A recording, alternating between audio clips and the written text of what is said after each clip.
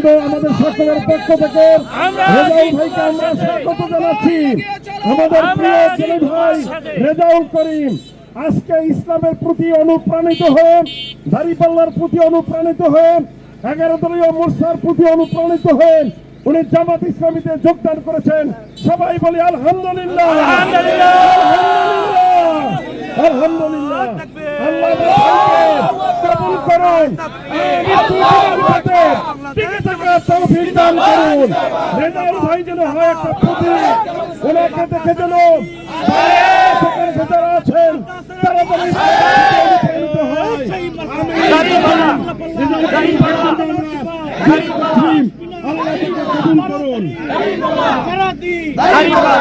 BMP বা আমার বাপদাদা সূত্র ধরে আমি বিএমপি করছি। তো সেখান থেকে সরকার পতনের পরে আমি যে কোনো একটা মনের গোসায় যে না বড় দল আমি করবো না, দ্বিধাদ্বন্দ্বের কারণে আমি গণ অধিকারে যোগ দিয়েছিলাম। কিন্তু সেই যোগটা আমার ওই সময় ভুল হয়েছিল। আমার নাম মোহাম্মদ রেজাউল, আমার বাবার নাম আব্দুর রব গাজী মৃত্যু। আমার বাড়ি হলো গজালি ইউনিয়ন 4 নম্বর ওয়ার্ড। কিন্তু আমার ওই যোগদানটা আমার ওই সময়কালেই সঠিক পথ ছিল আমার জামাত ইসলামে যোগদান করা। কিন্তু আমার দুর্ভাগ্য, আমি ভুলবশত গণ অধিকারে যোগ দিয়েছিলাম। তারপরে এই ভোটের গাড়ি প্রচারের উপলক্ষে আমার স্ট্যান্ড হলো এইটা, আমি মোটরসাইকেল চালাই। তো সেই জন্য স্যারে যখন আসছে 10 জন দিনের লোক, দিনের ইসলামের পক্ষে এবং দেশের মানে রাষ্ট্রীয় আমরা মানে রাষ্ট্রের যদি একটা সরকার থাকে 5 বছর আর রাষ্ট্রের একটা আইন হয় অন্তত 100 বছর।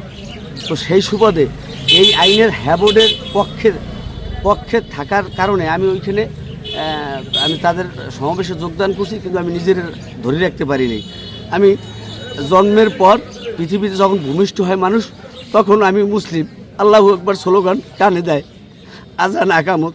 তো সেই আজান আকামতের সঠিক যে দল আমি সেখানে আমি খুঁজতে পাইতেছি যে না এই জামাত ইসলামীর সংগঠনই আল্লাহু আকবার নারায়ণ তাকবীর এই স্লোগান হলো আল্লাহর স্লোগান।